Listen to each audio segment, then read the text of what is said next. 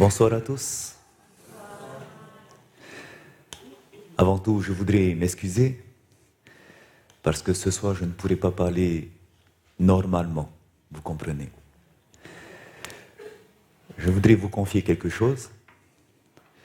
Cela va faire maintenant 3 ans que lorsque je me prépare pour un événement, que ce soit une semaine de réveil, une semaine de committing, une campagne d'évangélisation, peu importe les séminaires qui se passent, séminaires santé, on ne va pas par nos propres forces, n'est-ce pas?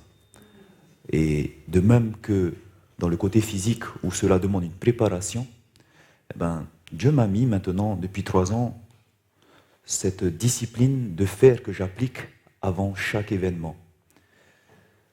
Donc ça va faire maintenant la 7e fois que j'applique cela. Il s'agit simplement que pendant 40 jours, je vais faire en sorte que, au bout du 40e jour, je sois au top de ma forme. C'est-à-dire que je vais pratiquer un jeûne strict, où je mange que du cru, aucune chose cuite, aucune chose transformée. Et aussi, je vais me reposer comme il faut, dormir à des heures fixes, me lever très tôt le matin, faire de l'exercice physique, vraiment être discipliné dans les moindres détails. Et lorsque je fais ça, je sais que Dieu bénit mes efforts, car au moment où l'action est venue, Dieu peut m'utiliser pleinement avec toutes mes capacités physiques, mentales et spirituelles. C'est ce que je pratique maintenant depuis 3 ans et je sais que Dieu m'a beaucoup aidé et je lui rends gloire pour cela. Parce que comme vous le savez, on veut donner le meilleur, comme il a été vu hier dans la méditation. Et c'est ce que je pratique depuis maintenant 3 ans. Mais voilà que cette semaine, en tout cas depuis hier avant-hier, il y a quelque chose qui est arrivé. C'est vrai qu'on arrive dans un endroit où le climat n'est pas le même, mais je n'ai pas l'habitude de prêcher avec une voix comme ça. Ça fait 8 ans que je prends la parole en public, que je prêche la parole de Dieu, et c'est ma première prédication avec une voix comme ça. Alors ça me fait tout bizarre. Et je dis, Seigneur, normalement, je dois être physiquement au top dans tous les domaines. Et pourquoi ça arrive? C'est vrai que je suis en forme, mais la voix n'y est pas. Alors je me dis, peut-être, il y a quelqu'un qui ne veut pas qu'on entende ces choses et qui essaie de faire taire ma voix. Je ne sais pas, Dieu seul le sait. Mais ce que je sais, c'est que l'Église a besoin urgemment de se réveiller. Nous l'avons vu depuis hier soir, n'est-ce pas? Que la fin des temps est proche et que Jésus veut que son épouse se prépare. Avant que nous puissions continuer ce soir avec ce 3e sujet de réveil, je voudrais inviter l'Assemblée à prier individuellement. Comme nous le faisons chaque soir, nous allons demander à Dieu de préparer nos cœurs, que son esprit nous touche, qu'il nous donne l'intelligence. Car il est vrai que ce que nous voyons, c'est de la nourriture solide, mais que lorsque nous demandons la sagesse et l'intelligence à Dieu, il nous la donne. Donc prions pour cela, et je voudrais vous demander également que vous puissiez prier pour moi, afin que Dieu puisse m'utiliser pleinement. Voilà. Donc ceux qui le veulent, vous pouvez vous mettre à genoux, sinon restons assis, comme vous le voulez. Et dès que vous avez fini, nous nous redressons. Prions Dieu.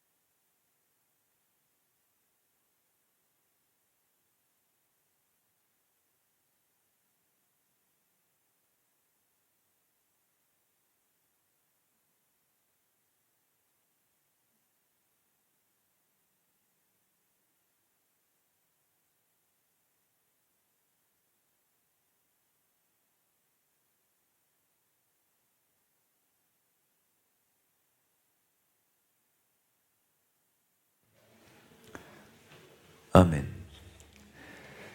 Comme vous le savez, il y a eu un moment dans la vie de Jésus où il a ressenti un gros moment de tristesse. En effet, lors de ces derniers jours, avant d'aller sur la croix, eh bien, Jésus va pleurer. Il va regarder la ville de Jérusalem, il va pleurer sur elle. Je voudrais que nous puissions lire ce passage où nous comprenons pourquoi il y a eu cette tristesse dans Luc chapitre 19, le verset 41. Luc 19, au verset 41, il est écrit « Comme il s'approchait de la ville, Jésus, en la voyant, pleura sur elle et dit « Si toi aussi, au moins, en ce jour qui t'est donné, tu connaissais les choses qui appartiennent à ta paix. Mais maintenant elles sont cachées à tes yeux. Il viendra sur toi des jours où tes ennemis t'environneront de tranchées, t'enfermeront et te serreront de toutes parts.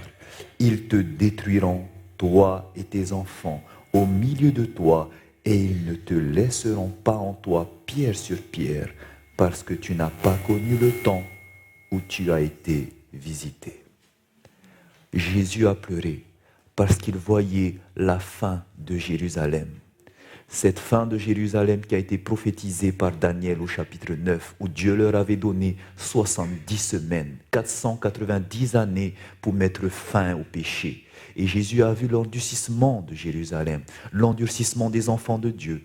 Et il a vu cette ville, qu'elle serait détruite. Et il a pleuré car il avait pitié de ses enfants.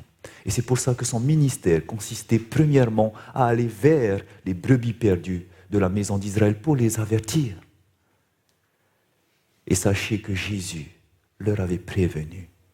Il a vu ces choses et il a prévenu ses disciples quels seront les signes de cette destruction, car il ne voulait pas que ses enfants meurent à l'intérieur. Donc il va les prévenir, et c'est ce que nous lisons. Les signes que Jésus a donnés, surtout ce signe décisif que Jésus a donné, se trouve dans Luc, chapitre 21. À l'intérieur, Jésus parlera des signes de la fin des temps, et en même temps il parlera de la destruction de Jérusalem, ce qui se passera avant. Et voici ce qu'il dira au verset 20.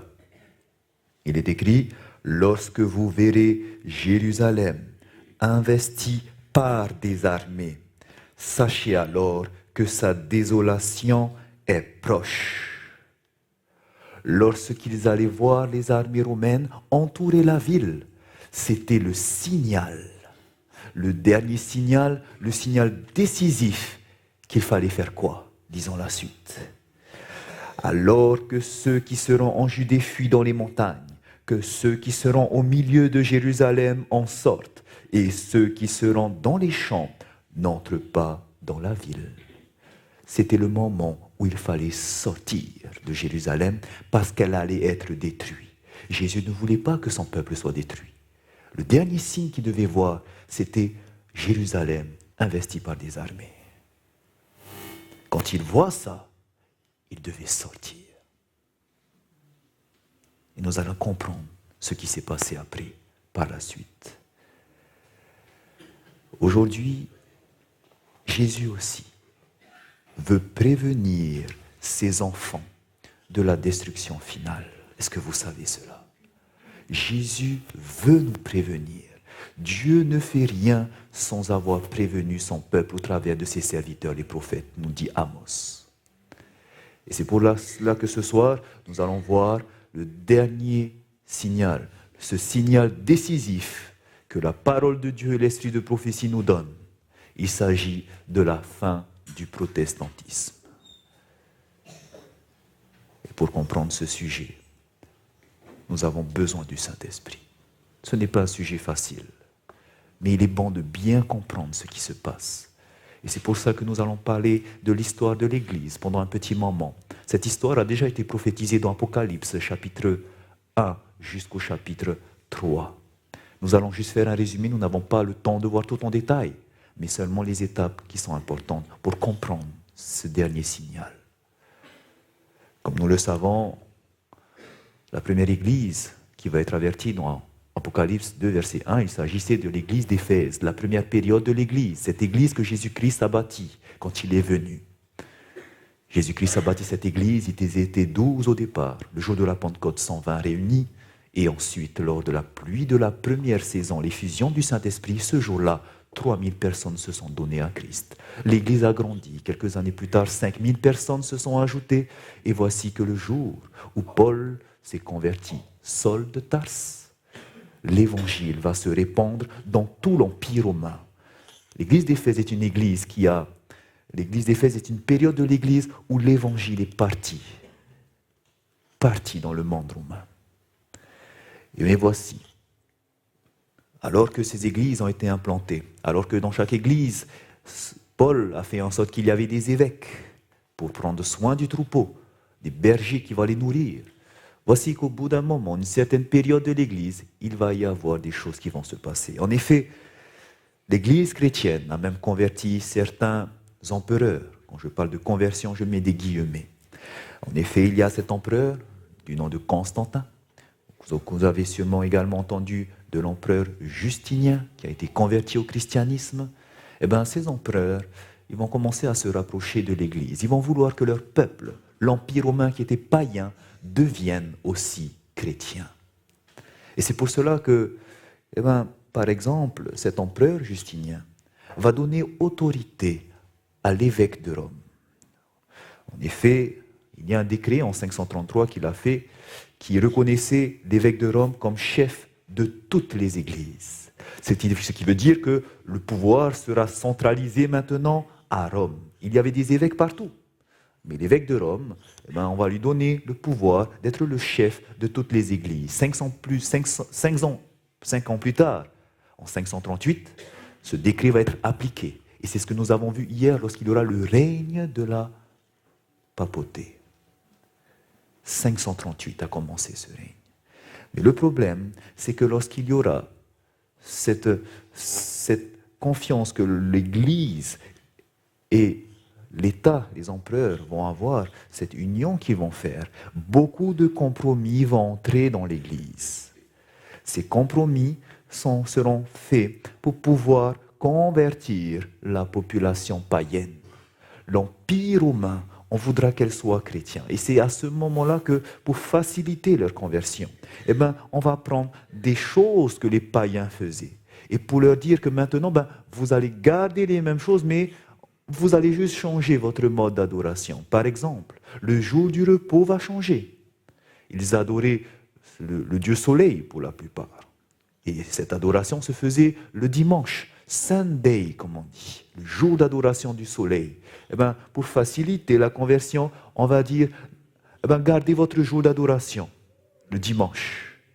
Et c'est pour cela que, au travers de différentes phases de l'histoire de l'Église, on va changer le jour d'adoration du sabbat que les premiers chrétiens observaient, et on va le mettre au dimanche. Cela va se passer en 321 avec Constantin. 4 ans plus tard, l'Église aussi va le voter lors du concile de Laodicée. Qu'est-ce qui va se passer encore ? Les païens qui adoraient les statues, les idoles, parce qu'ils avaient besoin de voir leur Dieu, on va leur dire, vous pouvez garder cela. Le culte des idoles va être inséré dans l'Église. Sauf que les idoles qu'ils appelaient Jupiter, Isis, on changera leur nom. Par exemple, avant Jésus-Christ, vous avez ici Jupiter, le dieu Jupiter qu'adoraient les Grecs. Quand il y aura ce mouvement, la statue de Jupiter, qui est toujours celle-là, on va juste lui donner un autre nom. Cette statue se trouve au musée du Vatican, et on va lui donner le nom de Pierre. Et c'est la statue de Saint-Pierre qui se trouve au Vatican, où les chrétiens viennent embrasser le pied, qui fait que ça brille maintenant. Mais c'est la statue de Jupiter, il a simplement été changé. On adore toujours les idoles. C'est plus facile pour les païens. Par exemple, avant, ils adoraient ce dieu qu'on appelait le Moscophore, avant Jésus-Christ, 570 avant Jésus-Christ.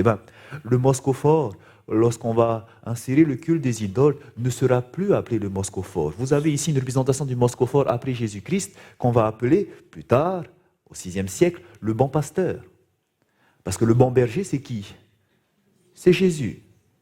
Mais vous avez ici le Moscophore, qui sera appelé le bon berger. Par exemple, avant Jésus-Christ, vous aviez les Égyptiens qui adoraient Isis, qui ont enfanté Horus. Eh bien, Isis et Horus, c'est toujours cette statue-là, mais sous différentes formes d'art, sauf qu'on ne va plus l'appeler Isis et Horus, mais ça sera Marie et l'enfant Jésus. Et on va mettre ces choses dans l'Église pour faciliter la conversion des païens, et eux, ça ne les dérangera pas. On va également introduire des traditions grecques, comme par exemple l'immortalité de l'âme, que lorsqu'une personne meurt, elle va aller directement, si elle a fait du mal, en enfer, ou sinon directement au paradis. Et si elle a fait un peu de bien dans sa vie, elle ira purger sa peine dans un lieu qu'on va appeler le purgatoire.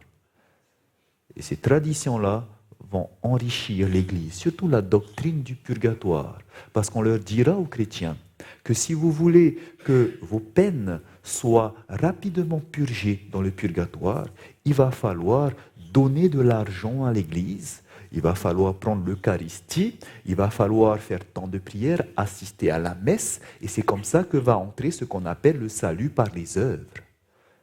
On va payer, on va donner beaucoup d'argent à l'Église. Et parfois, on va même édicter ce qu'on appelle des indulgences qui permettra de payer en avance pour les futurs péchés. Et même pour pouvoir délivrer d'autres personnes qui sont dans le purgatoire pour les faire sortir. Parce que l'âme, quand elle meurt, elle va dans ce lieu-là. Voici toutes ces inventions qui vont entrer et qui vont enrichir l'Église. Pour leur faire peur, on dira que les enfants, ils sont entachés du péché d'Adam. Donc pour éviter qu'ils meurent, on va vite les baptiser. On va commencer à baptiser des enfants qui ne sont pas bibliques. Et qu'est-ce qu'on va faire pour faciliter cela? Au lieu que le baptême, comme il se faisait par immersion, on va le pratiquer maintenant par aspersion.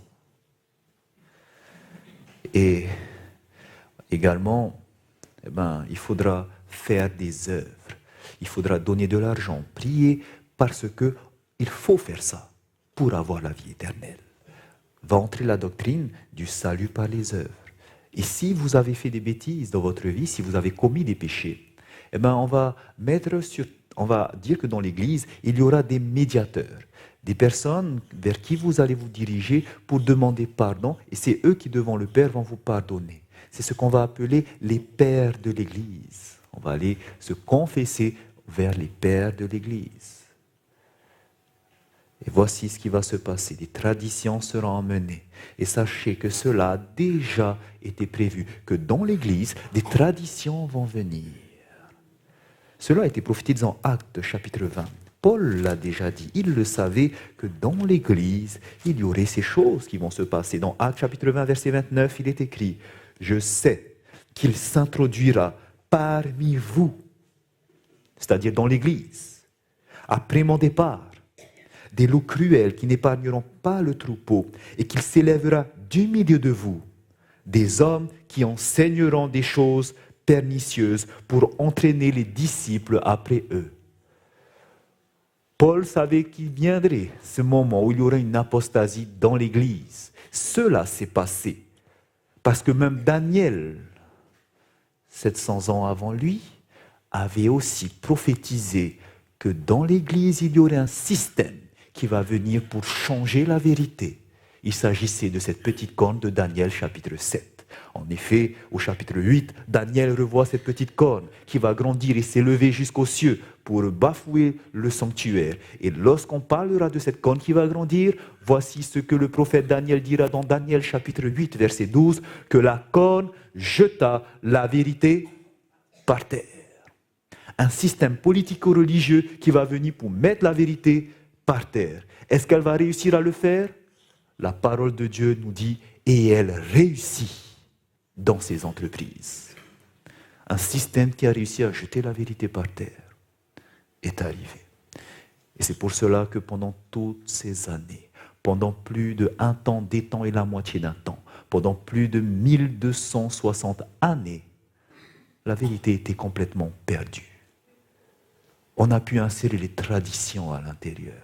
Le problème, c'est qu'on ne pouvait pas retrouver ces choses parce que le peuple n'avait pas ce que vous avez la chance d'avoir. Ils n'avaient pas la parole de Dieu. L'imprimerie n'avait pas encore été inventée. Et ceux qui avaient la Bible, les manuscrits en tout cas, ils n'étaient pas dans la langue du peuple. Ils étaient écrits en latin que le peuple ne comprenait pas. Et c'est pour cela que même des exemplaires ont été enfilis dans des châteaux, dans des monastères. On ne pouvait pas la lire.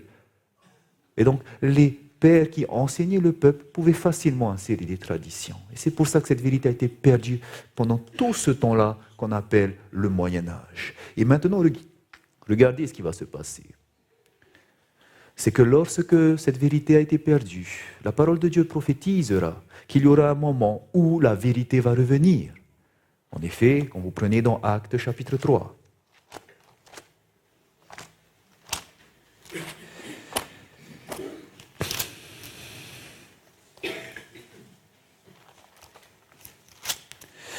lorsque nous lisons le verset 20, il est écrit « Afin que des temps de rafraîchissement viennent de la part du Seigneur et qu'il envoie celui qui vous a été destiné, Jésus-Christ, que le ciel doit recevoir jusqu'au temps du rétablissement de toutes choses dont Dieu a parlé anciennement par la bouche de ses saints prophètes. » Qu'est-ce que cela veut dire?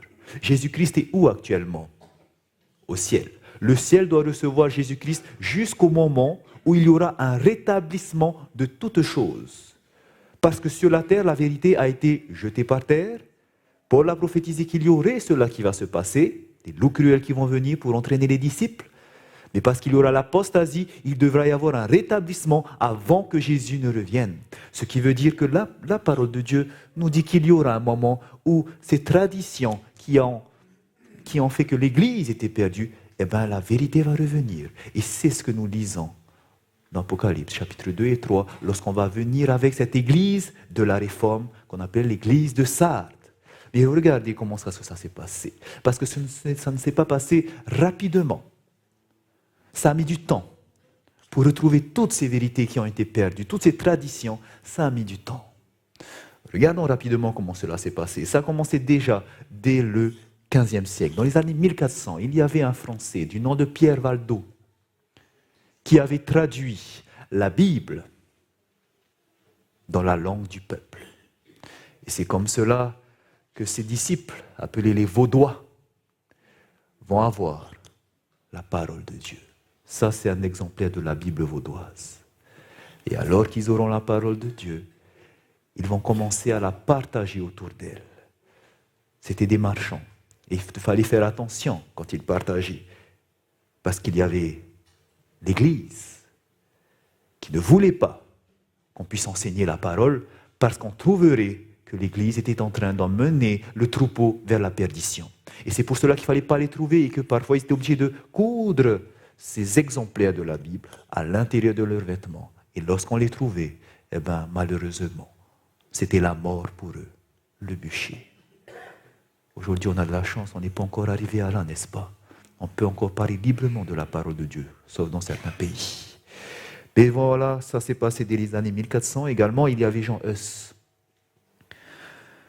Jean Hus, qui, à Prague, également, avait retrouvé la parole de Dieu, qu'il avait étudiée, et qu'il a vu que l'Église était en train de mener les membres vers la perdition. Et c'est pour ça que Jean Hus est venu et il a répété cette phrase de Pierre quand il était devant l'Église en disant « Je préfère obéir à Dieu plutôt qu'aux hommes ». Malheureusement, lui aussi, il va y aller au bûcher. Et les historiens disent que lorsqu'il était sur le bûcher, il va prononcer une phrase, celle-ci, que dans 100 ans, Dieu suscitera un homme dont les appels à la réforme ne pourront être réprimés. Ce qu'il a dit s'est réellement réalisé.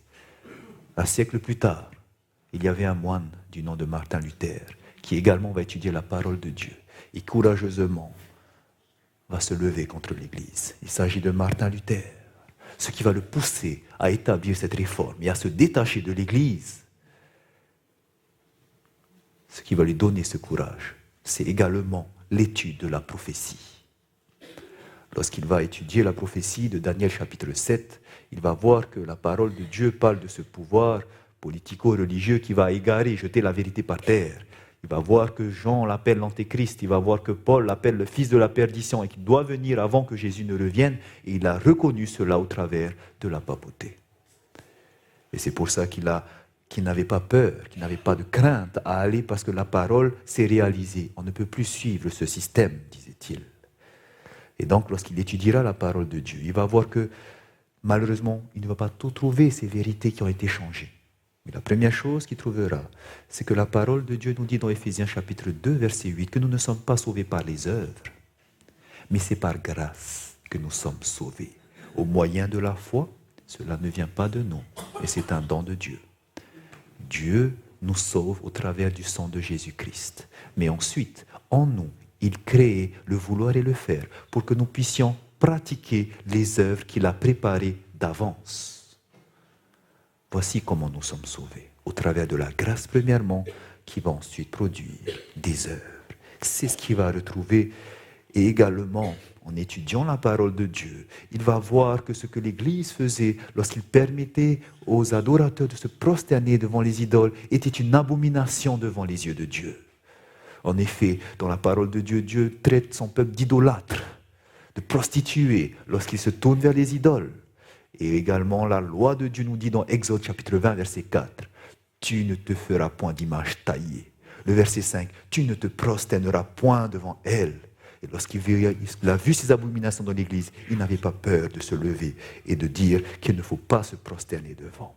Également, en parcourant la parole de Dieu, il ne va voir à aucun moment qu'il y a mentionné le mot purgatoire dans la Bible et que c'était une invention. C'est pour cela qu'il va écrire ces 95 thèses et poster cela sur la porte du temple de Wittenberg. Mais également, il va voir que dans la parole de Dieu, nous n'avons pas besoin de ces médiateurs terrestres. En effet, dans 1 Timothée chapitre 2, verset 5, la parole de Dieu nous dit « Car il y a un seul Dieu et un seul médiateur entre Dieu et les hommes, Jésus-Christ, homme. » C'est vers lui que nous devons aller si nous avons péché. Parce que les pères sont des hommes. Et Dieu nous dit « N'appelez personne père, car vous avez un seul père, celui qui est dans le ciel. » Eux, ce sont des personnes comme nous et moi, que nous respectons. Mais ils n'ont pas autorité à pardonner les péchés. Cette autorité vient de Jésus-Christ qui seul n'a point péché. Il est compatissant envers nous et il saura nous pardonner par son sang puissant. Et donc il a retrouvé cette vérité. Et malheureusement, le temps n'était pas assez lent pour lui pour retrouver d'autres vérités. Et c'est pour cela que ses disciples qui vont le suivre ne vont pas continuer l'œuvre qu'il a commencée. C'est pour ça que quand vous lisez l'église de Sardes dans la prophétie, vous allez voir que son œuvre n'était pas complète. On n'a pas continué la réforme. Et c'est pour ça qu'il s'est resté tel quel et qu'ils ont formé ses disciples l'église luthérienne. L'église luthérienne ne se prosterne pas devant les idoles, l'église luthérienne ne croit pas au purgatoire, l'église luthérienne croit que nous sommes sauvés par la grâce, qu'il n'y a pas de père dans les églises luthériennes. Et également, malheureusement, l'église luthérienne continue à adorer le dimanche, croit en l'immortalité de l'âme et baptise toujours par aspersion. Mais il y aura d'autres réformateurs qui vont venir en même temps que Martin Luther. Il y avait à Genève, en Suisse, un homme du nom de Jean Calvin, que Dieu a suscité en même temps. Et ce qui est formidable, c'est que Jean Calvin et Martin Luther ne se sont jamais rencontrés. Mais que vers la même époque, Dieu va parler au travers de ces deux hommes et ils vont retrouver les mêmes choses. Comment Dieu agit au travers de son esprit, c'est magnifique. Et il continue à le faire aujourd'hui, sachez-le. Donc, au travers de Jean Calvin va retrouver les mêmes choses que Martin Luther. Et ce qui va le motiver également à prendre cette réforme, c'est aussi la prophétie biblique. Car il dira ceci dans ses écrits, en parlant du pape, que je nie qu'il soit le vicaire du Christ, qui en persécutant furieusement l'évangile, démontre par sa conduite qu'il est l'antéchrist. Lui aussi va retrouver tout ce que Luther avait retrouvé, mais en plus, il va retrouver que nous devrions pas seulement, oui, nous sommes sauvés par la grâce, mais notre caractère également doit être transformé à l'image de Jésus-Christ. Et c'est pour ça que Paul appelle le peuple à la sanctification, c'est-à-dire à ce que nous puissions grandir jusqu'à la stature parfaite de Jésus-Christ. Pas garder ce cœur orgueilleux, pas garder ce cœur mauvais, méchant, colérique, mais un caractère transformé en celui de Jésus-Christ. C'est ce que nous avons besoin aujourd'hui, n'est-ce pas? Et le Saint-Esprit va le faire. C'est ce qu'il a retrouvé Jean Calvin. Et donc, pareil, ces disciples qui vont le suivre ne vont plus continuer à étudier la parole comme il l'a fait. Et ils vont rester comme ils sont pour former leur église. Cette dénomination qu'on appelle aujourd'hui les calvinistes, ou l'église presbytérienne, ou l'église réformée. Ce sont les mêmes noms pour la même église. Et donc, plus tard, maintenant dans les années 1600, certains étudiants de la parole de Dieu vont trouver également que de baptiser par aspersion n'était pas biblique, que le baptême des enfants ne se fait pas, parce que dans la parole il est écrit, Marc 16, verset 16, que c'est celui qui croira et qui sera baptisé qui sera sauvé. Un enfant ne peut pas croire en Jésus, il ne sait pas qu'il est pécheur. Et parce qu'il ne connaît pas ces choses, il ne peut pas se baptiser. C'est pour ça qu'il n'y a aucun baptême de bébé dans la Bible. Il faut passer par ce qu'on appelle la repentance avant de se faire baptiser. Et c'est pour cela que ces personnes vont se rebaptiser quand ils vont comprendre cela. Mais pas se rebaptiser par aspersion, mais en étudiant la parole de Dieu, ils vont voir que ce baptême a toujours été fait par immersion, comme le montrent aujourd'hui les fouilles archéologiques avec ces grands bassins. Et c'est pour ça, en se refaisant baptiser, ils vont prendre le nom des anabaptistes. Ana qui signifie refaire. Refaire quoi? Se rebaptiser. Se baptiser de nouveau par immersion, mais à l'âge adulte. Et ces personnes qui ont étudié la Bible croient la même chose que Martin Luther, que l'église luthérienne, que l'église presbytérienne, celle de Jean Calvin, mais aussi, en plus, ils garderont ce baptême par immersion. Et ces personnes, ces disciples vont former ce qu'on appelle aujourd'hui l'église baptiste. Également, dans le XVIIIe siècle, vous allez voir les vérités, comme vous le voyez, reviennent petit à petit. Au XVIIIe siècle, dans les années 1700, en Angleterre, John Wesley, avec son frère, Charles Wesley, eux aussi ont compris toutes ces choses. Le baptême par immersion, le salut par la grâce, la sanctification. Mais en allant plus loin, ils vont voir que l'apôtre Paul nous invite à faire attention à notre corps qui est le temple du Saint-Esprit, à Corinthiens 6, 19. Nous devons faire attention. Dieu veut que nous soyons saints comme il est saint, saints de l'intérieur. Et c'est pour ça que ces personnes ne mangent pas également tout ce qui est impur, font attention à ne pas mettre d'alcool, tous ces produits nocifs pour la santé dans notre corps. Et avec son frère, ils vont également promouvoir cette réforme. Pourquoi? Pourquoi ils n'auront pas peur de faire cette réforme? Parce qu'eux aussi, grâce à la prophétie biblique, ils auront cette force d'y aller, parce que ça s'est réalisé. Ils diront par exemple, John Wesley, il est aussi, en parlant du pape, proprement dit, le fils de la perdition. Car il a causé la mort d'innombrables multitudes. Il est celui qui s'élève au-dessus de tout ce qu'on appelle Dieu ou de ce qu'on adore. Il est l'antéchrist. Et donc, en connaissant la prophétie, ils sont partis, ils n'avaient pas peur. Ses disciples vont former l'église méthodiste. Vous voyez donc que les églises qui se forment, ils viennent petit à petit parce qu'on retrouve une partie de la vérité, ils forment une église. Et on retrouve une partie de la vérité, ils forment une église. C'est pour cela que malheureusement ce n'est pas complet. Et comme le dit Dieu, ce que j'ai contre toi, c'est que tes œuvres ne sont pas parfaites. Et voilà, toujours continuons dans ce mouvement de réforme. Au XIXe siècle, il y avait cet Américain du nom de William Miller. William Miller, baptiste. Lui aura accepté toutes ces vérités.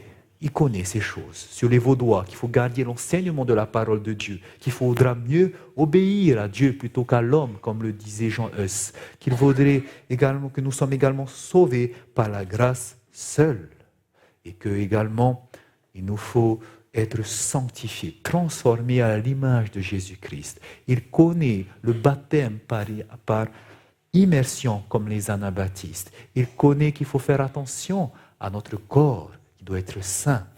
Et également, ce qu'il étudiera en plus, cet homme, c'est qu'il étudiera les signes de la fin des temps. Et il verra que nous sommes arrivés à une période critique qui a été prophétisée, le temps du retour de Jésus.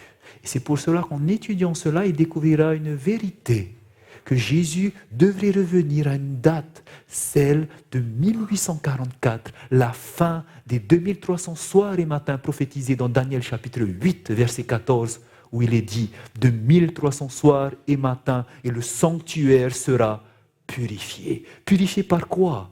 Eh bien, par le feu, comme le dit Pierre dans 2 Pierre chapitre 3. Le feu va purifier cette terre lors de l'avènement de Jésus. Il pensait que c'était le jour de son retour, car en effet, la fin des 2300 soirs et matins arrivait à terme, le 22 octobre 1844. Et donc il prophétisait cela, et il y a eu un grand mouvement à cette époque, car ce n'était pas seulement lui, mais partout dans le monde, on prophétisait cela. Aux États-Unis, ce mouvement s'appelait le mouvement millérite, et ce mouvement qui s'est étalé dans le monde a pris le nom de mouvement adventiste. Car ils croyaient en l'avènement de Jésus. Et ils venaient de différentes dénominations, luthériens, presbytériens, méthodistes. Ils croyaient que Jésus allait revenir. Et en étudiant la parole de Dieu, ils savaient qu'au retour de Jésus, il y aurait une résurrection des morts. Et c'est là qu'ils ont compris que les morts n'étaient pas au ciel quand ils meurent. Ils ne vont pas en enfer, ils ne vont pas au purgatoire. Pourquoi ? Parce qu'on nous dit que quand Jésus revient, tous ceux qui sont dans les sépulcres entendront sa voix et ressusciteront. Les uns pour la vie, les autres pour la mort. Où est-ce qu'ils ont entendu la voix ? Ils étaient dans le sépulcre. Ce qui veut dire que quand ils meurent, ils sont sur terre. Et quand ils étudient la parole de Dieu dans Ecclésiaste, ce que Jésus a dit au sujet de la mort, ils sont en train de dormir. Ils vont comprendre que la mort est un sommeil. Et cette vérité est venue seulement à partir des années 1840. Et c'est ce que croient tous ceux qui sont issus de ce mouvement adventiste, comme les témoins de Jéhovah par exemple. Et donc, vous voyez que ces vérités sont revenues petit à petit. Et c'est pour ça que ça a formé toutes ces dénominations qui sont sorties de l'Église. Et ces dénominations, eh ben, les voici toutes. En gros, les principales, des dénominations. Et quel était le point commun ? Le point commun entre toutes ces dénominations, qu'est-ce qui a fait qu'ils sont sortis ? Qu'est-ce qui leur a donné le courage de le faire ? Si vous regardez bien, tous croyaient en une chose. Premièrement, c'est qu'ils croyaient en la parole de Dieu et qu'ils voulaient l'étudier pour retrouver de nouvelles vérités. Mais deuxièmement, ce qui a donné la force à ce mouvement, c'était la parole prophétique. Parce qu'ils croyaient que le système, l'Église mère, était dans l'apostasie. Ils trouvaient le besoin de s'en séparer et de former leur dénomination. Et donc, tous ont pour point commun l'étude de la prophétie de l'Antéchrist. Il faut sortir. C'est pour ça qu'ils n'avaient pas peur de craindre l'Église, même jusqu'à mourir sur le bûcher pour cela. Vous vous souvenez ce que je vous disais hier soir ? Il faut comprendre d'où est-ce qu'on vient, pourquoi nous croyons. Et la prophétie nous montre que nous ne pouvons pas nous tromper parce que tout ce que Dieu a écrit, c'est réalisé. Et c'est pour ça que nous aussi, au travers de la prophétie, nous pouvons être fortifiés, comme l'ont été ces réformateurs. Donc, frères et sœurs, sachez que lorsque ce mouvement de la réforme est venu, il y a quelqu'un qui n'était pas content, n'est-ce pas ? Satan n'était pas content. Et c'est pour cela qu'il va tout faire pour contrer cette réforme. Et c'est alors que dans l'histoire de l'Église est arrivé ce qu'on appelle la contre-réforme. Nous avons étudié hier une partie de cela. Comment est-ce que l'Église va faire pour contrer la réforme ? Il va susciter des intellectuels, des personnes intelligentes, parce qu'ils ne vont plus utiliser maintenant la force. Pourquoi ? Parce que la prophétie nous dit dans Daniel chapitre 7 qu'il va persécuter les saints, ce système. Et s'il continue à persécuter, ça va prouver que c'était bien eux. Mais non, ils ne vont plus utiliser la force pour cela. Et maintenant, ils vont utiliser la ruse au travers de leur intelligence. Changer la parole de Dieu. Regardez comment est-ce qu'ils ont fait. Nous avons vu comment est-ce qu'ils l'ont fait dans toute la chrétienté. Les protestants étaient entourés d'ennemis formidables. Les premiers triomphes de la réforme passée, Rome rassemblait de nouvelles forces dans l'espoir de l'écraser. C'est alors que se fonda l'ordre des Jésuites, le défenseur de la papauté, le moins scrupuleux, le plus puissant et le plus cruel.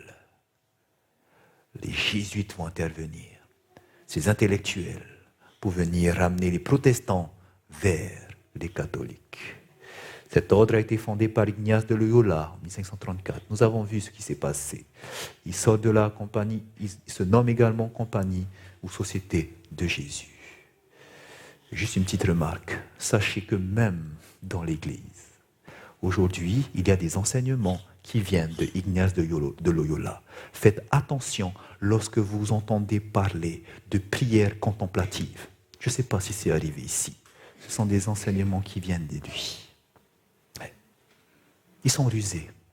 Prière contemplative, exercice spirituel, où il faut réciter des phrases, il faut faire le vide en soi. Si vous avez entendu ces choses-là, lâchez, ça vient de l'ennemi. Il y a beaucoup de choses qui sont introduites dans l'Église, parce qu'ils sont intelligents. Mais soyez toujours basés sur la parole de Dieu, à la loi et au témoignage. Si on ne parle pas ainsi, il n'y aura pas d'aurore pour le peuple. Toujours sur la parole. Vérifiez toutes choses, comme les Béréens.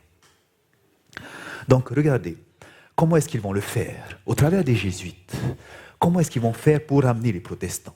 Ils ne vont pas utiliser la force, comme nous le disons, mais ils vont utiliser leur intelligence. Et parmi ces Jésuites, il y avait ce Jésuite du nom de Francisco Ribera. Et voici la ruse qu'il va trouver. On nous dit ceci. Qu'en 1590, Ribera publia un commentaire sur l'Apocalypse pour contrer l'interprétation qui prévalait parmi les protestants. Laquelle interprétation identifiait la papauté à qui? À l'Antéchrist. C'est ce que nous avons vu. Tous les protestants, les réformateurs, croyaient que l'Antéchrist, c'était la papauté. Cette bête qui sort de la mer, vous vous souvenez? Oui. Qu'est-ce qu'il va faire? Ribera appliqua toute l'Apocalypse, sauf les premiers chapitres, à la fin des temps, plutôt qu'à l'histoire de l'Église. Donc l'Antichrist, qui va venir au chapitre 13, devait être un seul personnage unique qui serait reçu par les Juifs et qui rebâtirait Jérusalem dans le futur. Comment est-ce qu'il va le faire cela? Regardez. Ribera niait que l'Antichrist scripturaire protestant de 2 Thessaloniciens 2 soit assis dans l'Église de Dieu, tel que l'affirmaient Augustin, Jérôme, Luther et de nombreux réformistes.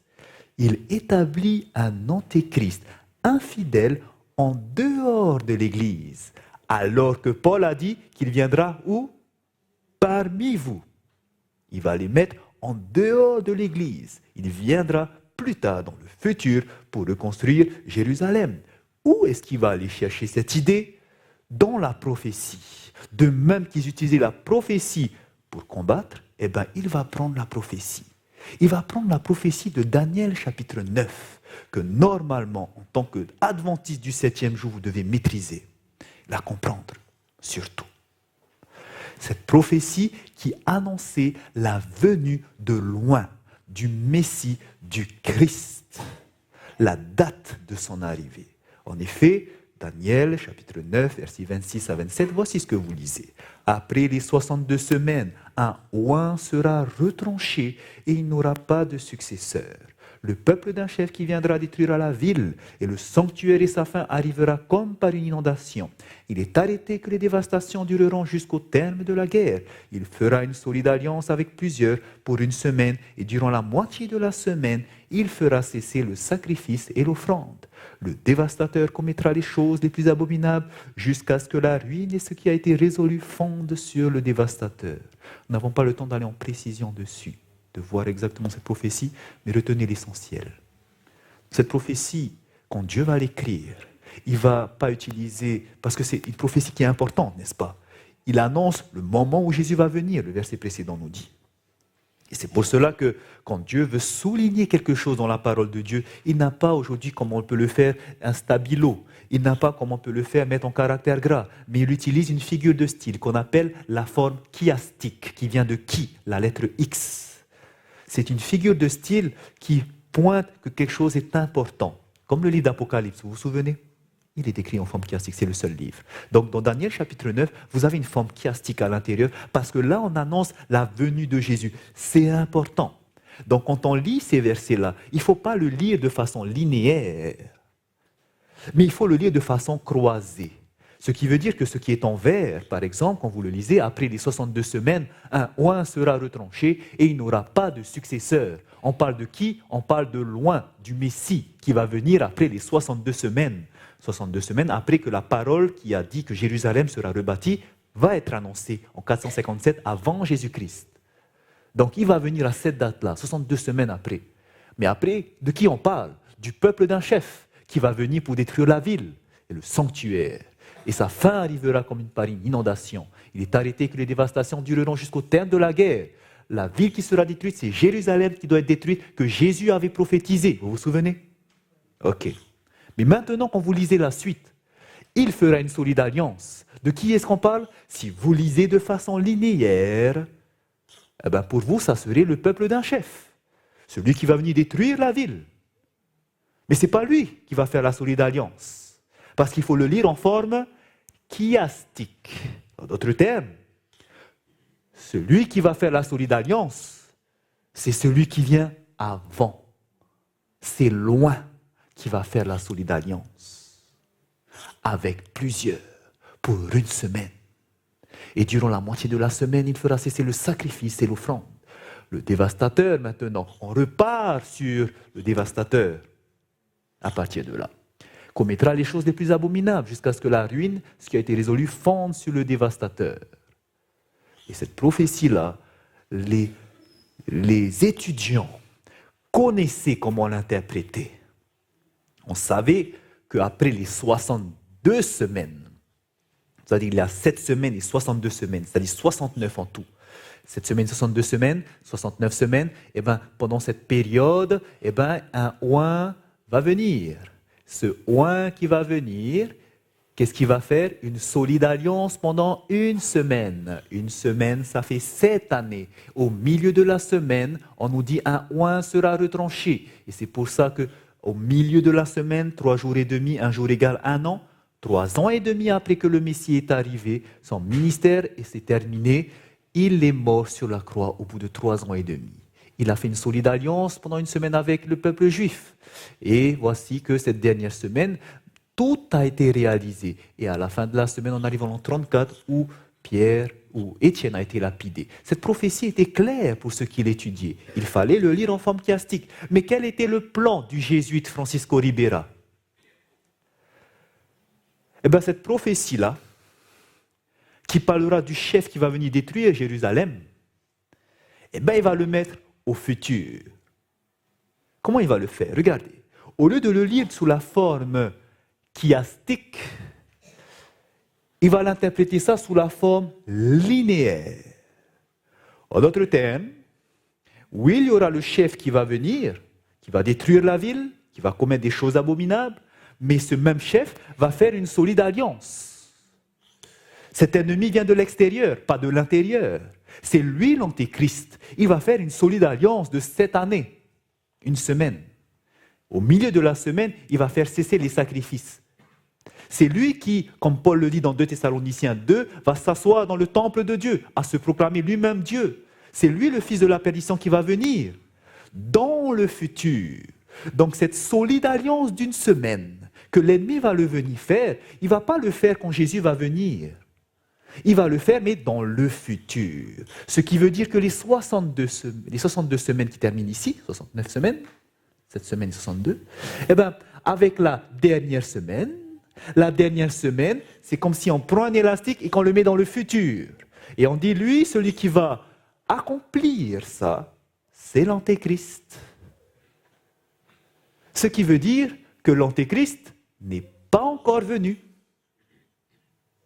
On ne peut pas dire que l'antéchrist, c'est la papauté, puisqu'il doit venir de l'extérieur. Voici comment ont été interprétées les prophéties, frères et sœurs.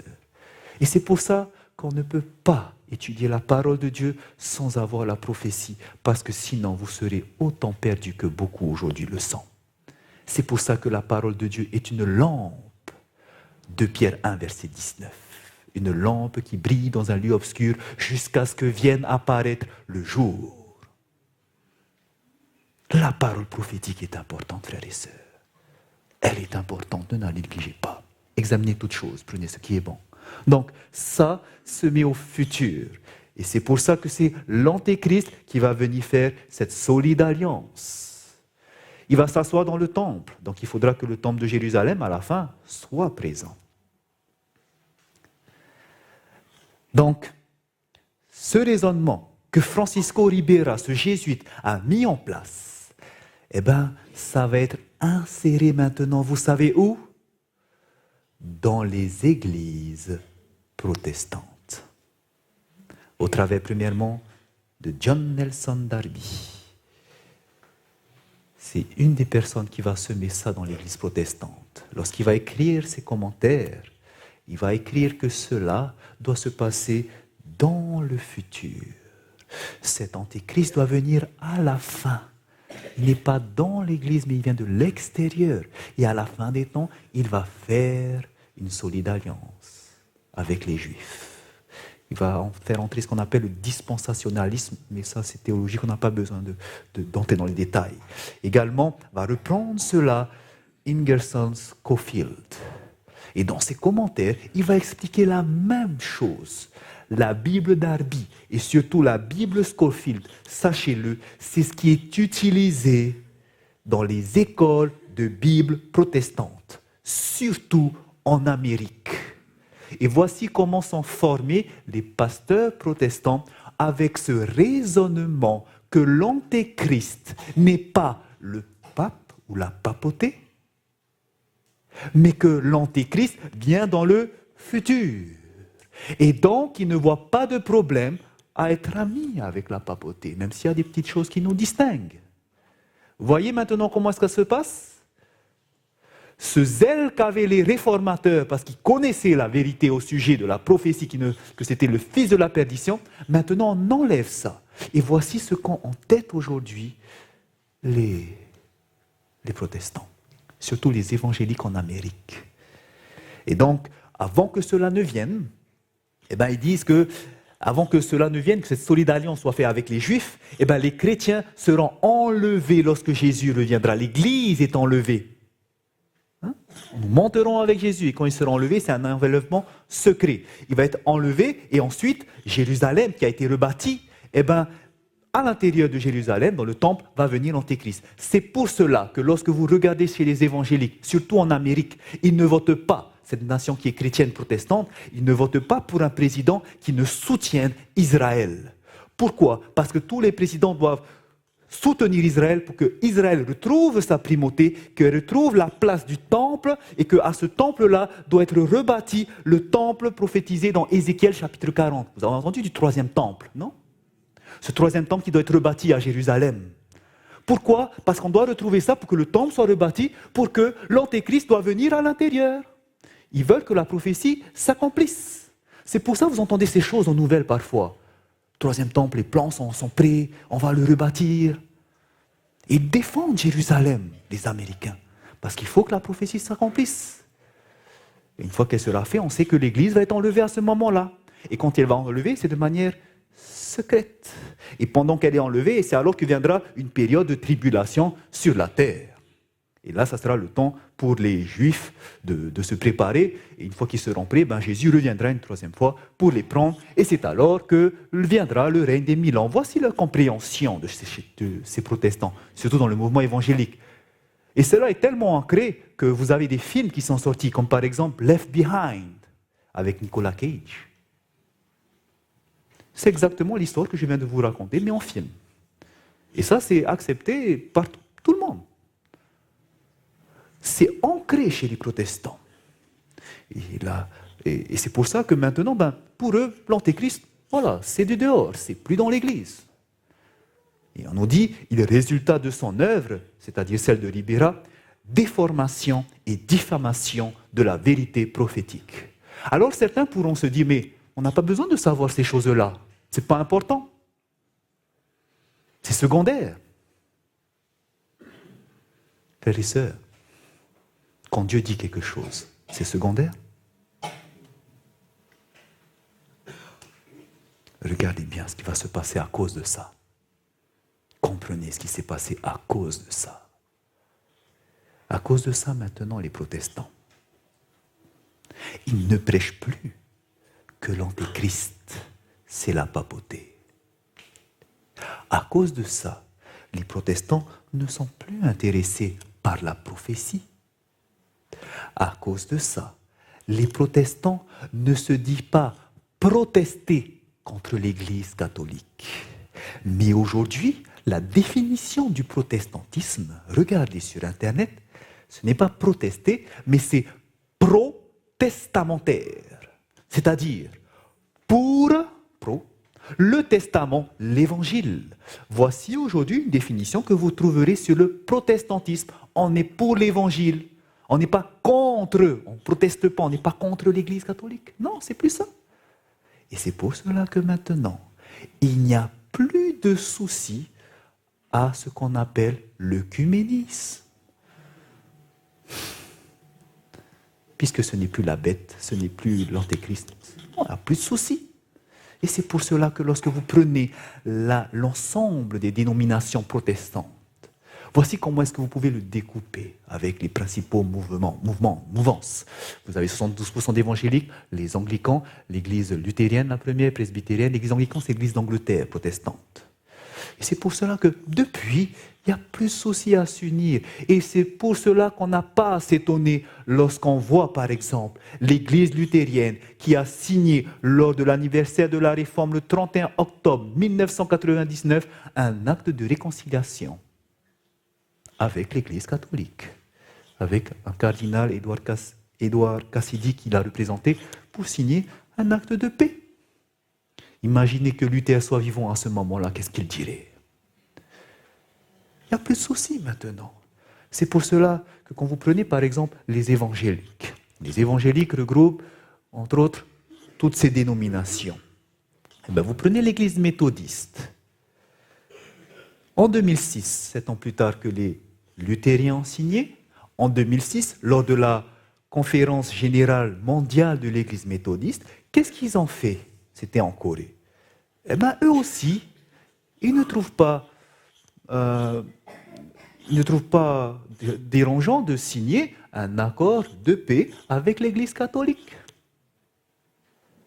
Imaginez John Wesley, le fondateur de l'Église méthodiste, présent à ce moment-là. Qu'est-ce qu'il va dire? Vous voyez comment l'Église s'est égarée? Parce qu'on n'étudie plus quoi?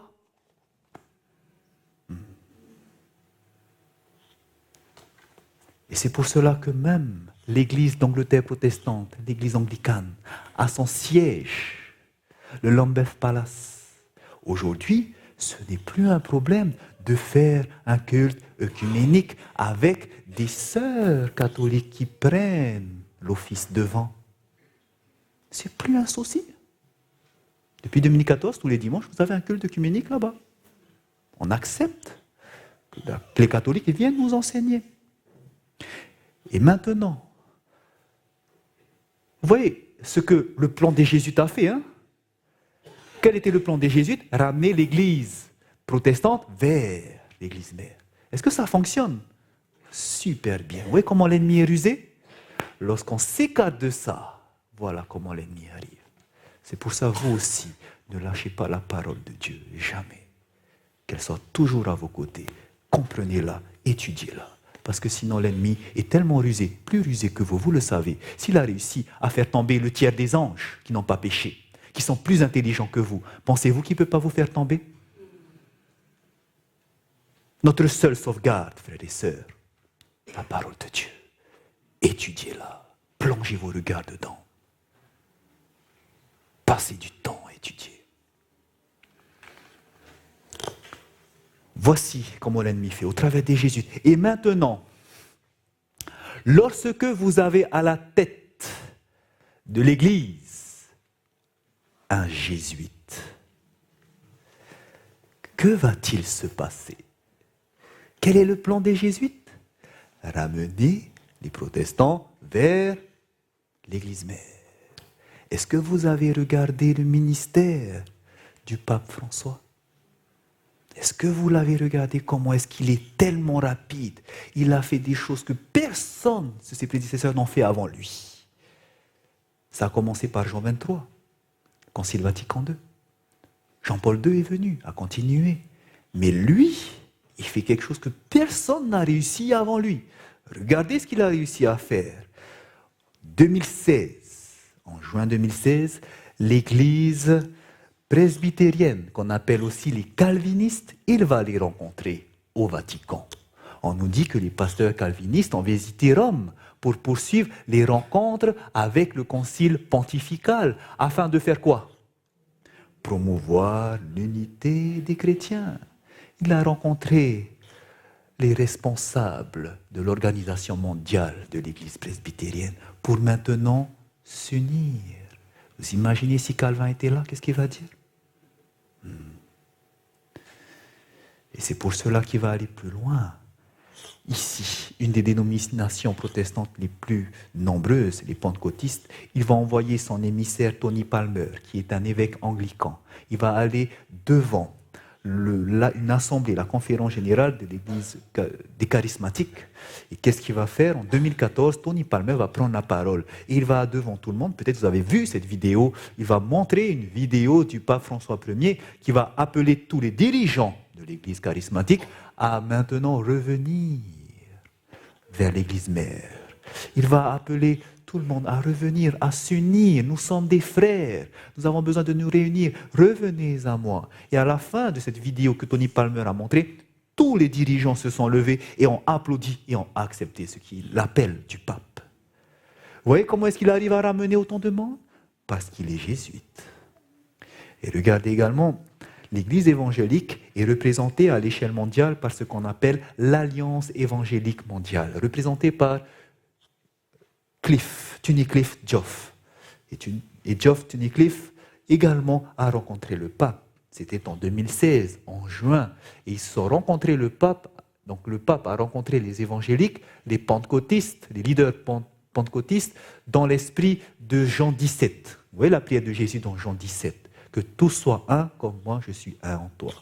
L'unité, eh ben c'est dans cet esprit qu'il va les rencontrer. Et le secrétaire général de l'Alliance évangélique mondiale, Geoff Tunnicliffe, va dire ceci, que ces rassemblements ont exprimé clairement le besoin d'une plus grande réconciliation dans l'Église en tant qu'unité, en soulignant le désir que la prière du Christ dans Jean 17 soit réalisée. Ils se sont rencontrés pour unir l'Église évangélique. Luthérienne, 99, presbytérien, 2016, anglican, 2014. Tout le monde est réuni. Et qu'est-ce qui s'est passé? Le 7 juillet 2014, quelque chose s'est passé lors d'un dîner que le pape a fait en invitant au Vatican des prédicateurs évangéliques qui prêchent à la télé et qui représentent plus de 800 millions de protestants. Ces prédicateurs évangéliques, ils seront réunis au Vatican et dans leur discussion, ils vont proposer quelque chose. Suite à cette discussion, c'était Tony Palmer qui l'a confié, il disait qu'ils allaient discuter de mettre en place une signature, de déclarer la paix, une paix pour l'unité dans la mission. Et ils vont décider de signer cet acte de réconciliation de paix lors du 500e anniversaire de la Réforme, c'est-à-dire 3 ans plus tard, le 31 octobre 2017. On va signer pour dire « Maintenant c'est terminé, on est tous unis ». Et vous savez que cet événement-là, tout a été fait pour que ça arrive à son succès.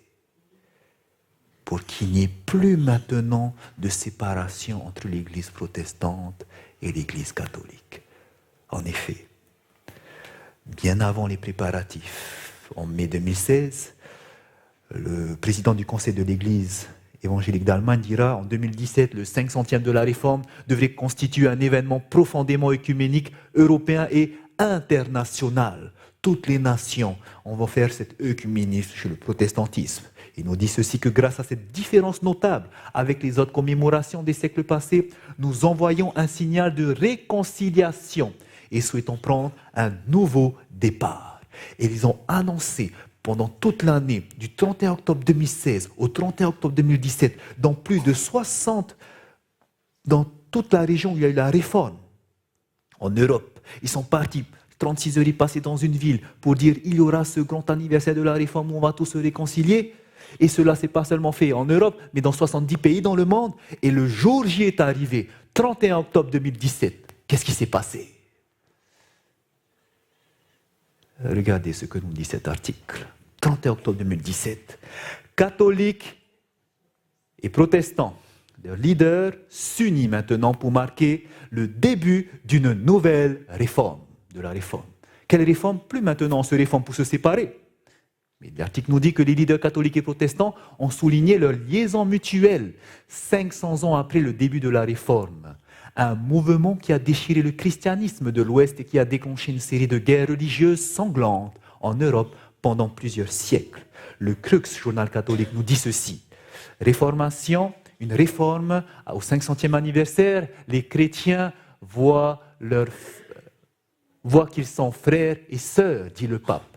Regardez les paroles du pape. Remercions le Seigneur pour le merveilleux don de pouvoir vivre cette année dans la vraie fraternité, non plus comme adversaires après des siècles de séparation et de conflits. Le passé ne peut être changé. Cependant, aujourd'hui, Dieu peut voir que nous sommes enfin unis.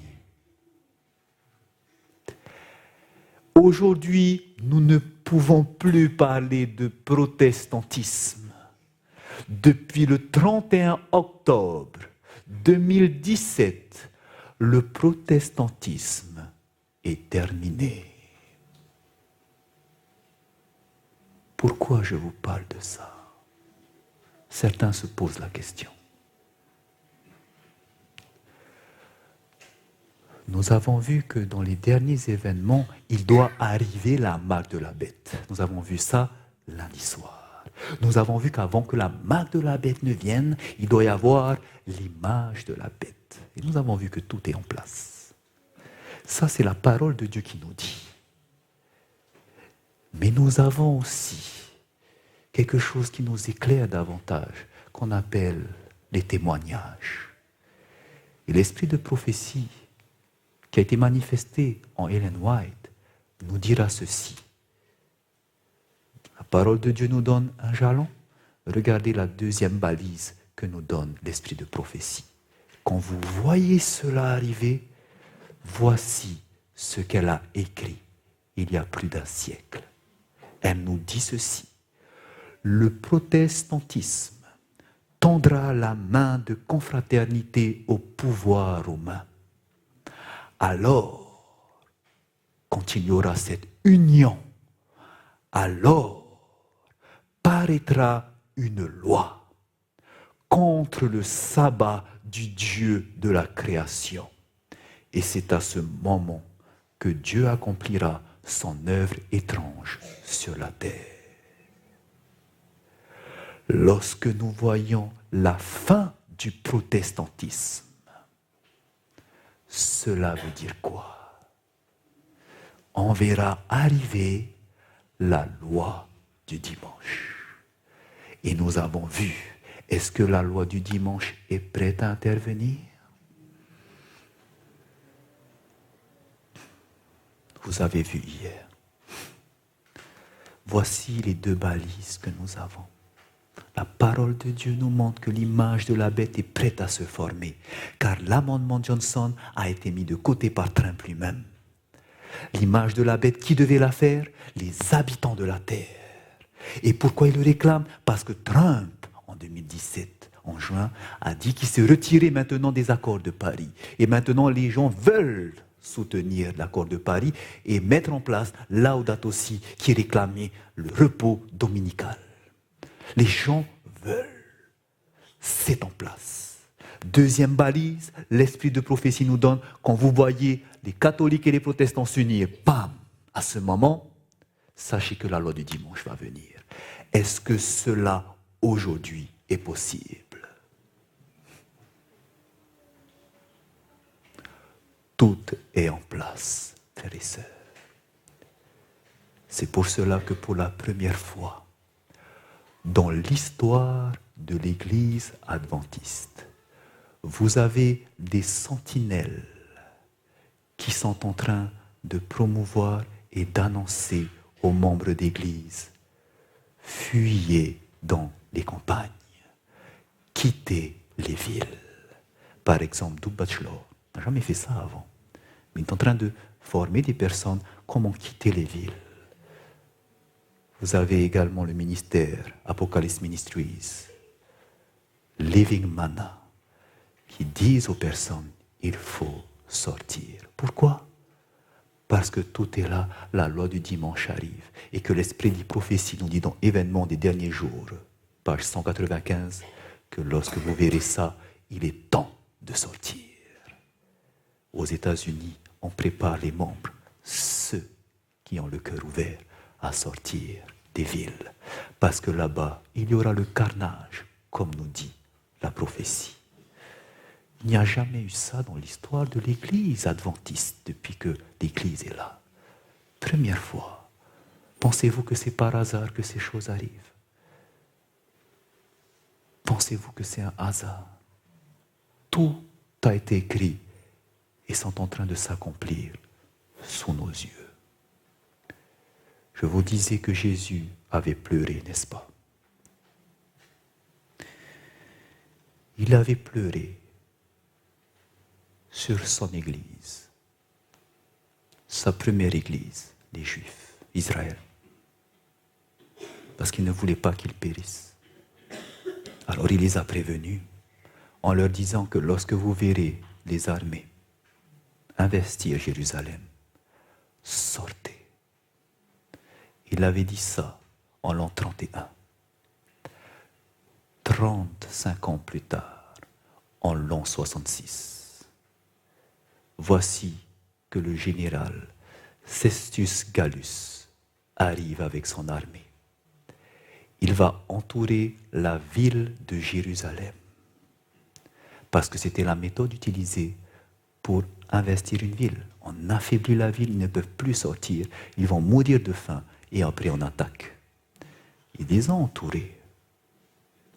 Mais voici que quelque chose d'inattendu s'est passé. Les Juifs qui étaient à l'intérieur de la ville ont vu tout à coup les armées romaines se retirer. Parce qu'il y avait une autre guerre en Alexandrie qu'il fallait défendre. Ils sont partis. Et là, à l'intérieur, ça criait de joie. Et même en les poursuivant, parce qu'une armée est partie les poursuivre, ils ont réussi à tuer des Romains. Et là, quand ils ont vu l'armée de Cestius Gallus partir, il y a eu à l'intérieur de la ville des cris de joie. L'oppresseur est parti. Nous sommes les plus forts. L'orgueil national qui est arrivé. Nous sommes en sécurité maintenant. Nous avons retrouvé ce que nous avons toujours voulu. Chose qu'il le voulait au temps de Jésus, n'est-ce pas? Ça y est, nous devenons une nation. Comment est-ce que l'orgueil peut aveugler? Parce qu'à ce moment-là, il devait se rappeler de quoi? De ce que Jésus avait dit. Quand vous voyez les armées, c'est le signal pour faire quoi?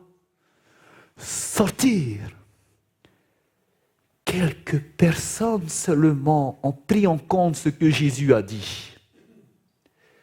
Et ils sont sortis par la foi. Parce que c'était la fiesta, comme on dit à Jérusalem.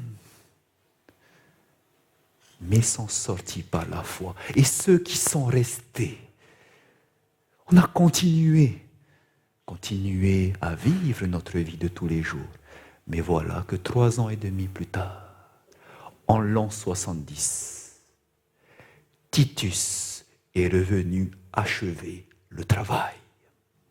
Une fois qu'il a investi l'armée, une fois que l'armée a investi la ville, il ne pouvait plus sortir. Et à l'intérieur, parce qu'on mourait de faim, les pires abominations ont été commises.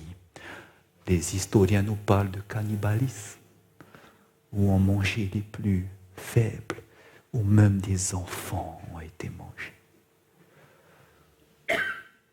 C'est pour ça que Jésus a pleuré, même quand il portait sa croix, alors que les femmes de Jérusalem priaient, pleuraient sur lui. Il avait un regard de pitié sur elles, parce qu'il avait vu ces atrocités. C'est pour ça que Jésus avait pleuré quand il a vu ces choses. Il les avait prévenus, mais ils n'ont pas écouté. Ils ne pouvaient plus rien faire. Pourquoi je vous parle de ça, frères et sœurs? Pourquoi je vous parle de la destruction des Juifs? Prenez votre Bible dans 1 Corinthiens, chapitre 10.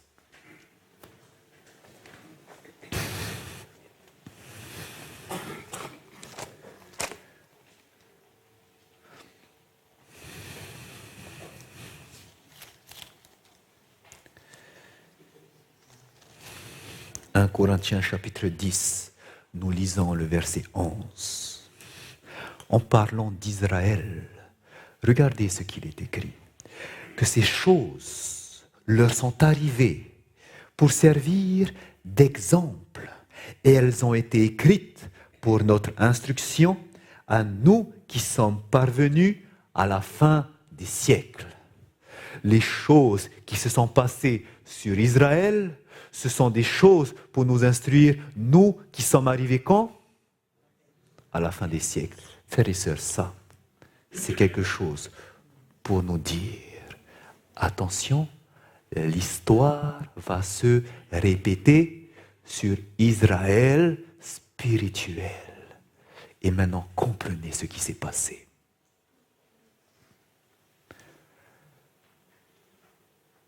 Jésus donne à son peuple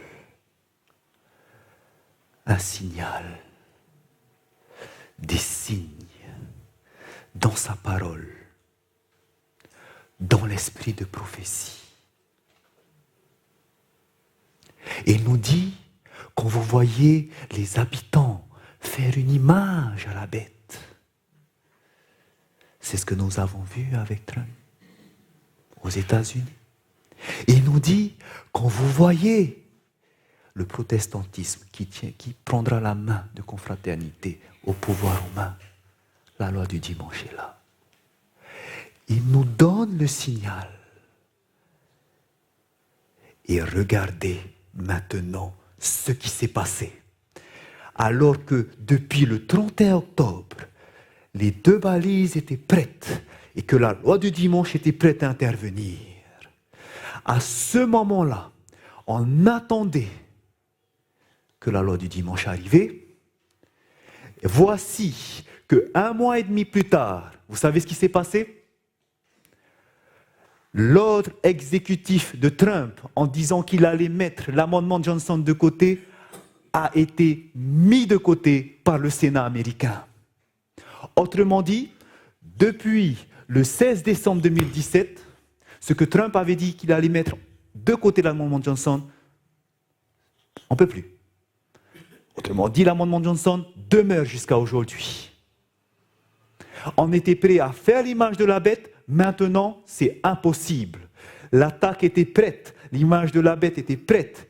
Le protestantisme s'est uni, la loi du dimanche était prête, mais parce que Trump s'est retiré, le Sénat a retiré son ordre exécutif, maintenant, les armées se sont retirées.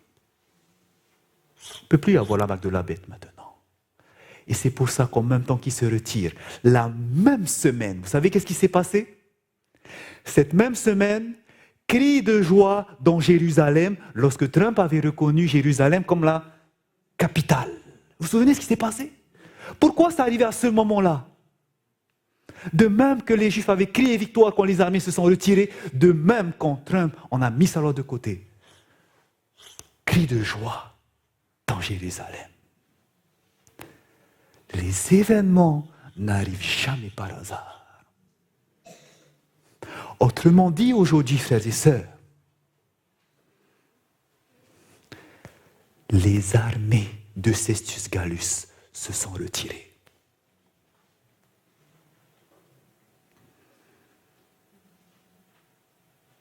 Ça veut dire quoi alors? Que faut-il faire? Sortir de la ville sortir de Jérusalem. Ça veut dire que ton cœur, que ce ne soit pas Sodome qui est à l'intérieur, que tu puisses laisser ton cœur à Jésus-Christ. Il est temps d'aller vers les montagnes, la montagne de Sion, où se trouve l'Éternel. Il est temps de laisser ce monde et de revenir, parce que à partir d'aujourd'hui, nous savons que quand la loi du dimanche va venir, elle va surprendre beaucoup de personnes. Et c'est pour ça qu'aujourd'hui, Dieu est en train d'avertir son peuple. Préparez-vous, préparez-vous, préparez-vous. Et que Dieu est bon car il permet que même en Calédonie, dans le Pacifique, son peuple puisse être averti. Aujourd'hui aussi, Jésus est en train de pleurer. Parce qu'il sait que même ici, des enfants ne prendront pas au sérieux les appels qu'il les adresse. On aura beau dire, aujourd'hui peut-être, il y a des personnes qui seront contentes d'entendre ces choses. Mais Jésus a dit que quand la graine est semée, il y a là différentes terres. Les personnes porteront du fruit, mais d'autres, ils retourneront dans leur vie de tous les jours. Et on continuera encore à regarder ces choses mauvaises qui détruisent notre cerveau. On continuera encore à écouter ces choses mauvaises qui détruisent notre relation avec Dieu. On continuera encore à souiller notre corps qui est le temple de Dieu. Notre cerveau sera tellement brouillé qu'on n'aime plus étudier la parole de Dieu. On continuera encore à fréquenter tout ce qui ne doit pas être fréquentable.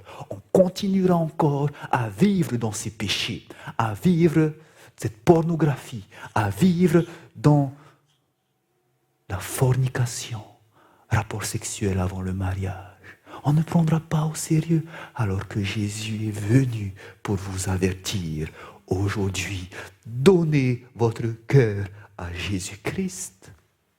Donnez-vous tous en entier. Laissez ces choses de ce monde, il ne vous donnera pas la vie éternelle. Tout est fait aujourd'hui pour vous éloigner de Dieu.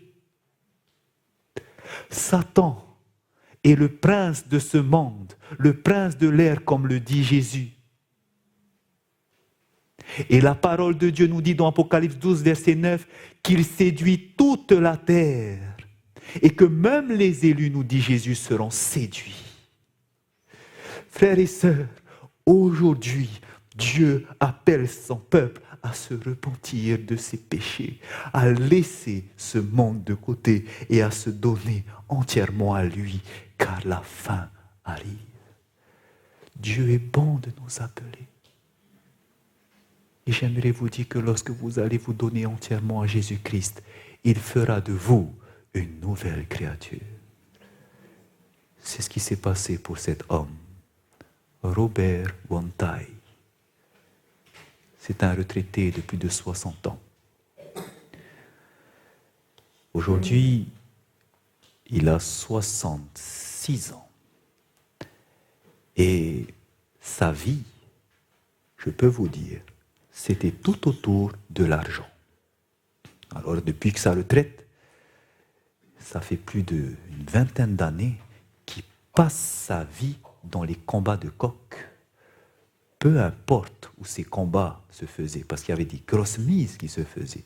Il préparait ses coqs et dans toute la Polynésie, il voyageait. Il payait son billet pour aller dans les îles Marquises, aux Australes. Partout où il y avait des combats, il faisait que ça. C'était sa vie, l'argent.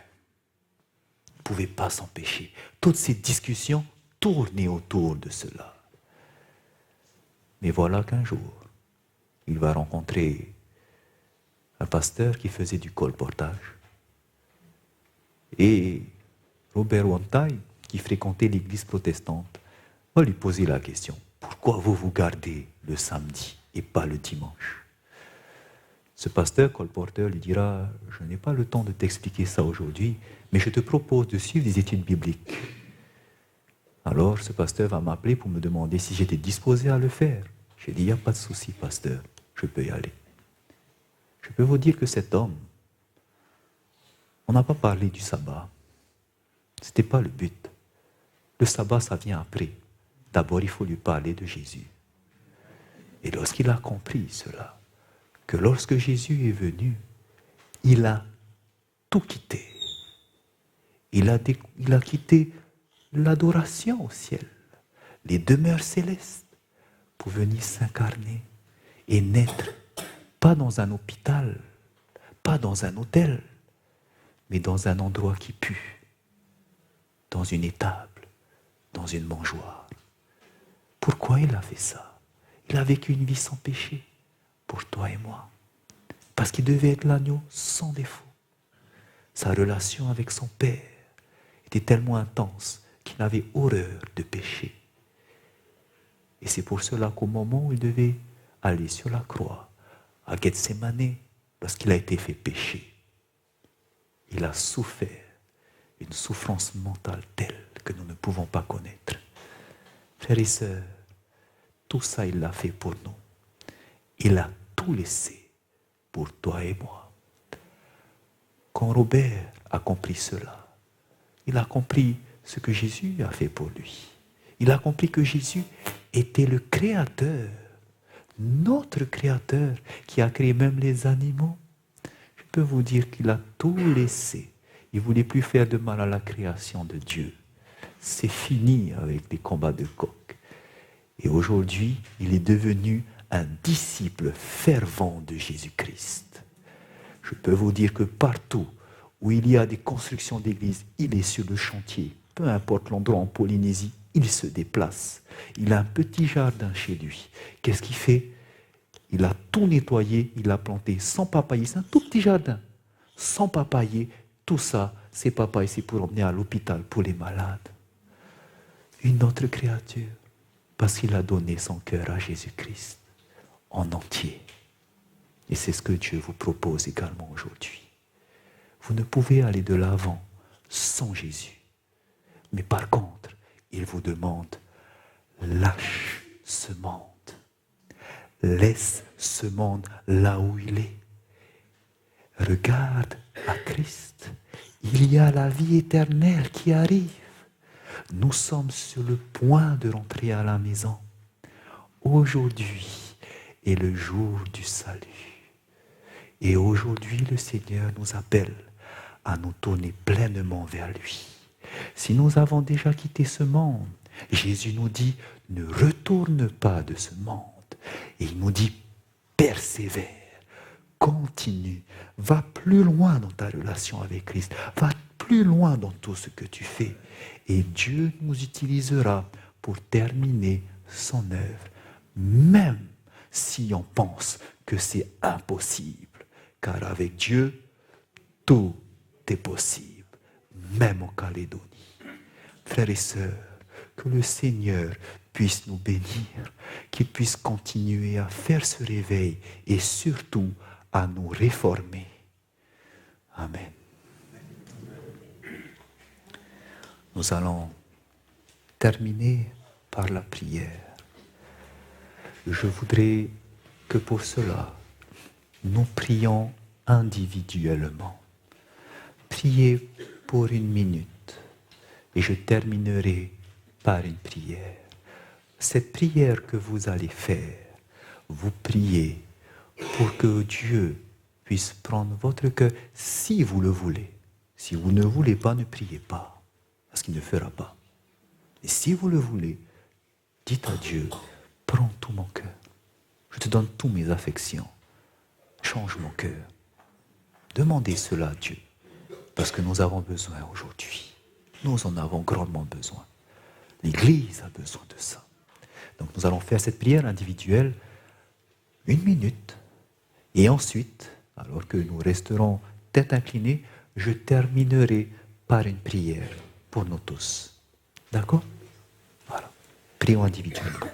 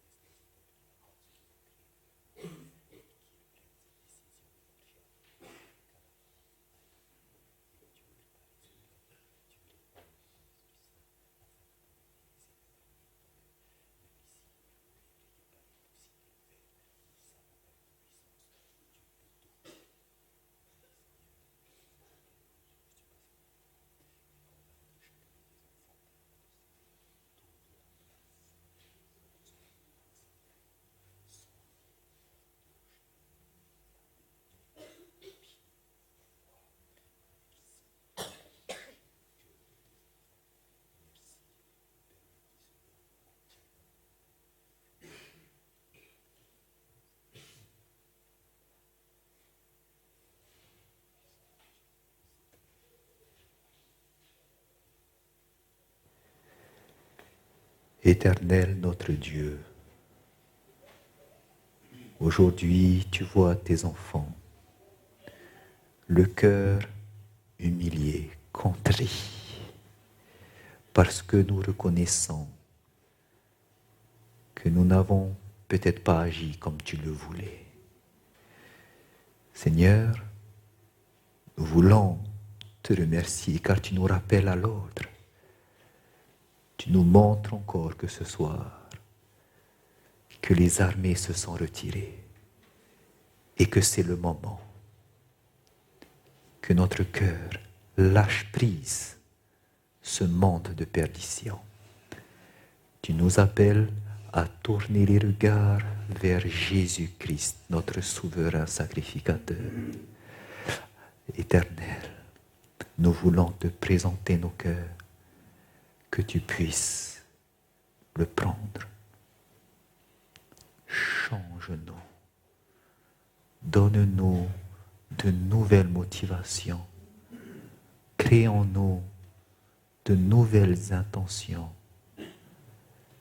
Enlève, Seigneur, toutes ces passions mauvaises que nous avons en nous. Aide-nous à t'aimer. Aide-nous à aimer la parole. Aide-nous à aimer ce temps de communion avec toi. Aide-nous, Seigneur, à te rechercher constamment. Oh oui, Père, parmi nous, il y a des personnes qui ne l'ont peut-être jamais fait entièrement. Et je te prie pour elles, afin que tu puisses les aider à voir qu'en faisant ce pas, ce sera le meilleur pour eux. Éternel, s'ils ont des inquiétudes, parle-les et dis-leur que tu es ce Père aimant qui les portera et qui les protégera. Je te prie pour ceux qui ont commencé déjà depuis longtemps ce chemin avec toi. S'il te plaît, ne permets pas que leur orgueil voile, Seigneur, leur péché. Mais aide-les également à voir les moindres petits défauts de caractère qu'ils ont, afin de les soumettre à toi. Éternel, purifie-nous, modèle-nous à ton image, que nous puissions refléter le caractère de Jésus. Nous avons besoin de toi. Ton Église, Seigneur, a besoin de toi. Fais grâce à ton peuple. Et c'est notre prière que nous voulons t'adresser. Dans le nom puissant et merveilleux de Jésus-Christ. Amen.